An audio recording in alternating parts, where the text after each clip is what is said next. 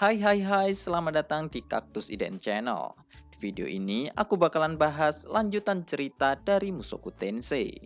Dan seperti biasa, subscribe dulu channel ini untuk memberikan dukungan. Atau buat yang ingin nyawer admin, silakan klik link yang berada di deskripsi. Oke, tidak usah lama-lama, kita mulai saja videonya. 3, 2, 1.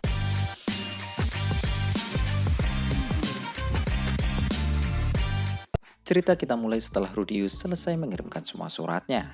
Dan dengan pengaruh Atove, seluruh Raja Iblis akhirnya bersedia untuk membantu Rudius. Dengan kata lain, menemukan Kisirika hanya tinggal menunggu waktu saja. Perjalanan kali ini cukuplah lancar. Bahkan, Rudius tidak mendapatkan gangguan baik dari Gisu maupun dari Bidaki Togami yang lain. Dan lalu, sambil memikirkan rencana selanjutnya, Rudius menghabiskan waktu dengan bermain rumah-rumahan bersama dengan Lucinon dan Aisyah. Tujuan Rudius yang selanjutnya adalah daratan suci pedang, dan Rudius ingin mengajak Gulfarion untuk melakukan kerjasama. Menurut Orsted, Gulfarion adalah orang baik yang memiliki hobi mengoleksi pedang langka. Tetapi menurut Eris, dia adalah orang yang sangat sulit untuk diatur. Yang mana untuk berjaga-jaga, Rudius akan membawa armor sihir versi satunya saat dia berangkat ke sana. Selain itu, karena daratan suci pedang adalah tempat yang dipenuhi oleh pendengar pedang sekelas Eris dan Ghislaine, Rudius pun menjadi bingung dengan siapa saja yang akan dia bawa ke sana. Eris sudah pasti ikut, tetapi hal itu masihlah belum cukup. Mengingat jika seandainya Rudius dikeroyok oleh para pendekar pedang di sana, dia pasti tidak akan bisa berkutik. Jadi, Rudius mungkin akan membujuk Ariel supaya dia bisa membawa Ghislaine ataupun Isolde. Dan lalu, di saat Rudy sedang asik bermain rumah-rumahan bersama Lucy, Sylvie tiba-tiba memanggil Rudius. Mendengar itu, Lucy pun khawatir bahwa dia akan ditinggal kerja lagi oleh papanya. Melihat ekspresi Lucy yang mengemaskan, Rudy selalu menjelaskan bahwa dia hanya akan mengobrol dengan Sylvie, dan Rudius akan segera kembali bermain bersama lagi setelah dia selesai mengobrol dengan Sylvie.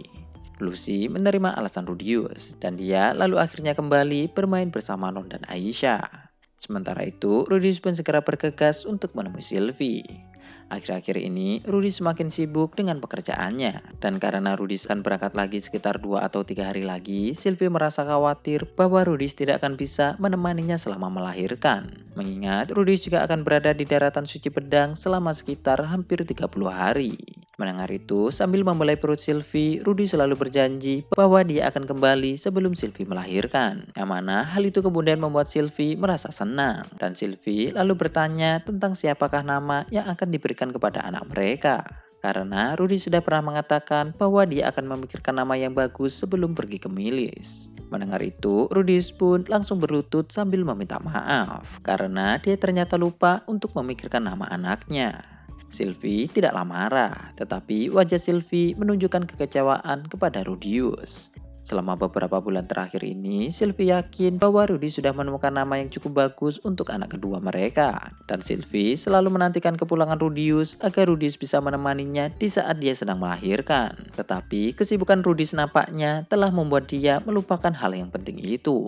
Dan Sylvie lalu berakhir dengan tidak mau berbicara dengan Rudius selama 1 hari penuh.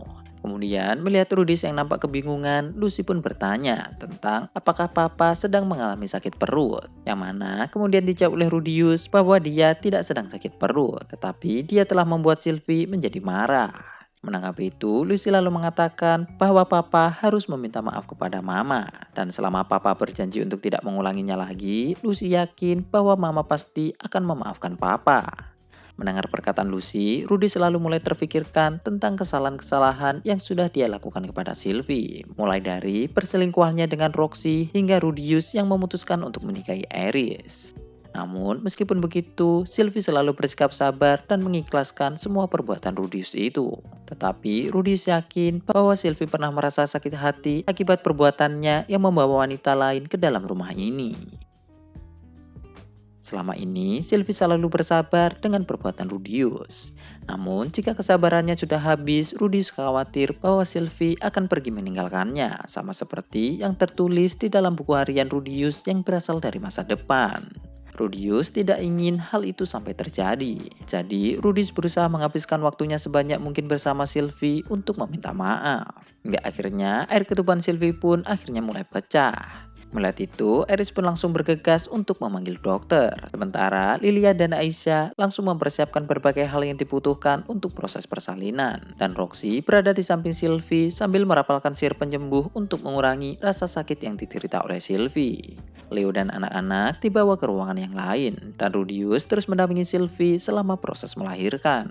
Anak ini adalah anak kedua Sylvie dan merupakan anak keempat Rudius. Dan karena sudah terbiasa menangani proses melahirkan, tidak ada satupun anggota keluarga yang merasa panik. Namun, di saat anak Rudy sudah lahir, dokter hanya terdiam dengan wajah yang terlihat cukup tegang. Dan hal itu ternyata dikarenakan warna rambut anak kedua Sylvie adalah berwarna hijau. Dan hal itu sangatlah tidak wajar bagi kalangan ras manusia. Saat Lucy lahir, warna rambutnya adalah warna coklat muda. Sementara Lara lahir tanpa rambut, dan Ars memiliki rambut yang berwarna merah. Roxy, Eris, Aisyah, dan Lilia tidak bereaksi dengan kejadian ini. Dan lalu setelah beberapa saat, dokter kemudian memberitahukan bahwa anak yang baru saja lahir adalah anak laki-laki. Yang mana hal itu kemudian membuat wajah Sylvie nampak terlihat menjadi sedikit kecewa. Namun meskipun begitu, Rudis menyemangati dan berterima kasih atas kerja keras Sylvie. Menanggapi itu, Sylvie hanya mengatakan bahwa dia meminta maaf. Dan lalu tak lama setelah itu, Sylvie pun langsung pingsan dan melepaskan bayinya yang sedang digendong. Rudius berhasil menangkap anak mereka, tetapi Rudis merasa sangat khawatir dengan kondisi Sylvie saat ini. Nampaknya kondisi mental Sylvie saat ini tertekan karena warna rambut dari bayinya, dan ditambah kelelahan setelah melahirkan nampaknya telah membuat Sylvie akhirnya pun jatuh pingsan. Meskipun anaknya memiliki warna rambut hijau, Rudis masih bersyukur untuk memiliki anak ini. Tetapi tanpa diduga, Arumanfi tiba-tiba muncul di rumah Rudius. Melihat itu, Eris pun langsung bersiaga dan menghentikan Arumanfi. Tetapi setelah melihat Rudis dan bayi yang digendongnya, Arumanfi hanya mengatakan bahwa Perigius memanggil Rudius untuk datang ke kastilnya. Yang lalu, hal itu kemudian mengingatkan Rudius mengenai Laples. Sementara itu, dalam sudut pandang Sylvie, selama Rudis pergi ke kerajaan Raja Naga, Sylvie selalu bermimpi melihat anak kecil berambut hijau yang dikelilingi oleh bayangan hitam. Bayangan itu nampak seperti melempari anak itu dengan sesuatu, dan anak itu berusaha untuk lari hingga dia menemukan cahaya yang mengusir bayang-bayang itu. Dan lalu, mimpi Sylvie itu ditutup dengan anak berambut hijau yang sedang tidur sambil diselimuti oleh cahaya. Memikirkan mimpi itu, Sylvie merasa bahwa mimpi itu seperti kehidupan yang telah dia lalui, di mana Rudis adalah cahaya yang telah menyelamatkannya. Saat memikirkan itu, Sylvie berpikir bahwa mimpi itu mungkin adalah perwujudan dari rasa cintanya kepada Rudius. Tetapi di saat Rudis pergi ke benua iblis, Sylvie masih mengalami mimpi yang serupa. Tetapi anak berambut hijau yang sebelumnya kali ini memiliki wajah yang cukup mirip dengan Rudius. Anak itu masih dikejar-kejar oleh bayangan. Tetapi kali ini tidak ada cahaya yang menyelamatkan anak itu. Jadi Sylvie kemudian menyelamatkannya dengan cara memeluk anak itu. Namun bayangan yang sebelumnya mengejar anak itu malah menempel kepada tubuh Sylvie. Sementara anak itu masih gemetar di dalam pelukan Sylvie. Dan lalu setelah mendapatkan mimpi itu, Sylvie kemudian memiliki firasat buruk dengan Rudius. Tetapi untungnya Rudius, Eris, dan Roxy telah kembali dari benua iblis dengan selamat. Namun meskipun begitu, Sylvie masih terus memikirkan tentang masalah mimpinya itu. Dan Sylvie berpikir apakah anak yang di dalam mimpinya adalah anak yang sedang dia kandung saat ini. Tetapi jika itu benar, Sylvie yakin bahwa Rudius pasti akan melindungi anak ini. Kemudian setelah Rudius pulang dari benua iblis, Sylvie lalu bertanya ke Rudius tentang nama yang akan dia berikan kepada anak mereka. Mengingat ini sudah 6 bulan semenjak Sylvie meminta Rudius untuk memikirkan nama untuk anak mereka. Tetapi ternyata Rudius masih belum menemukan nama untuk anak mereka. Yang mana hal itu kemudian membuat Sylvie teringat dengan anak yang berada di dalam mimpinya. Dan Sylvie berpikir apakah Rudius tidak menyukai anak yang dia kandung saat ini. Malam harinya, Sylvie kembali mengalami mimpi tentang anak yang berambut hijau lagi. Anak itu masih dikejar-kejar oleh bayangan. Tetapi karena kali ini jarak Sylvie dan anak itu sangatlah jauh, Sylvie pun tidak bisa menyelamatkan anak itu. Dan di saat Sylvie melihat anak itu sudah tidak bernyawa, Sylvie pun langsung terbangun dari mimpinya.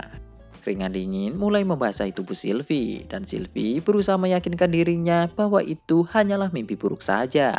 Dan lalu semenjak hari itu, Sylvie merasa ketakutan bahwa dia akan melahirkan anak yang berambut hijau. Dan jika hal itu sampai terjadi, Sylvie takut bahwa anaknya akan dibully sama seperti dia ketika masih kecil. Roxy dan Eris pasti tidak akan diam jika hal itu terjadi. Bahkan mereka saat ini memiliki teman yang bisa menjamin keselamatan anaknya seperti Ariel atau Orsted. Tetapi di saat Sylvie memikirkan itu, Sylvie kemudian teringat dengan perkataan Rudius mengenai Dewa Iblis Laples. Yang mana menurut perkataan Rudius, Laples akan terlahir kembali dengan warna rambut hijau.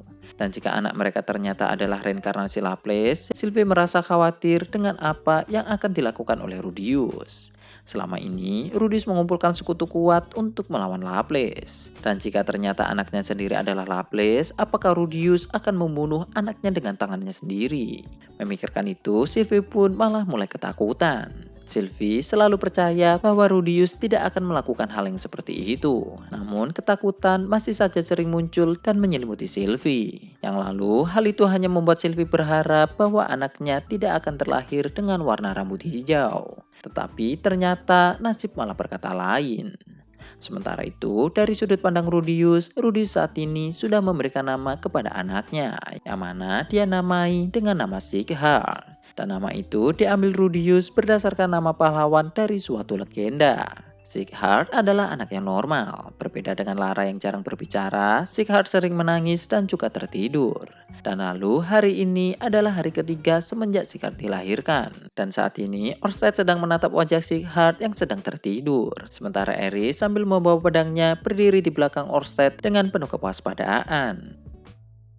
Hari ini Rudius memang memanggil Orsted karena dia ingin memastikan apakah anak keempatnya adalah reinkarnasi Laples. Namun Orsted menegaskan bahwa anak Rudius ini bukanlah reinkarnasi Laples. Meskipun beberapa kejadian telah melenceng dari takdir yang sebenarnya, namun Orsted yakin bahwa Laples masih tidak akan bisa menemukan wadah yang cocok selama 80 tahun ke depan. Dan anak Rudius ini hanyalah bayi biasa yang memiliki rambut yang berwarna hijau. Yang mana hal itu mungkin terjadi hanya karena faktor keturunan saja. Mengingat rambut Sylvie dulu juga berwarna hijau. Prediksi Orsted tidaklah sempurna, mengingat ada beberapa kejadian yang tidak pernah dia hadapi dalam pengulangannya sebelumnya, seperti kelahiran Rudius. Jadi karena itulah Rudius kemudian meminta Orsted untuk menemaninya saat dia bertemu dengan Perugius untuk berjaga-jaga jika seandainya Perugius menyimpulkan bahwa anaknya adalah reinkarnasi Laples. Orsted setuju akan hal itu, dan dengan ini Perugius tidak akan bisa berkutik selama Rudius membawa Orsted bersamanya.